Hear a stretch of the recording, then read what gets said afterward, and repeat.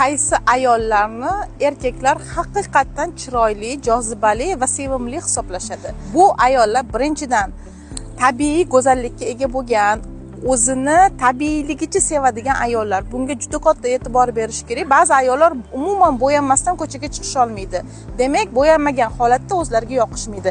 Ikkinchidan, har doim pozitiv energiyada yuradigan ayollar. Uchinchidan, o'zini har qanaqa holatda qabul qiladigan ayollar. Xoh semiz bo'lsin, xoh ozg'in bo'lsin, xoh qanaqadir tanasida dog'lari bo'lsin, farqi yo'q, o'zini boricha sevadigan va qabul qiladigan ayollar. Va to'rtinchidan, toksichni emas ayollar, ya'ni o'zidan toksin chiqarmaydigan ayollar. Toksin bu nima? Zahar.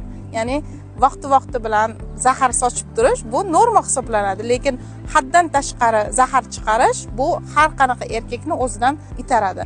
Va beshinchisi, shunaqa ayol bo'lish kerakki, ayollar jozibador bo'lish kerak. Ya'ni joziba o'zini har qaysi o'sha jismoniy, ruhiy holatda jozibador bo'lgan ayollarni erkaklar haqiqatdan sevadi va hech qachon ularga xiyonat qilmaydi.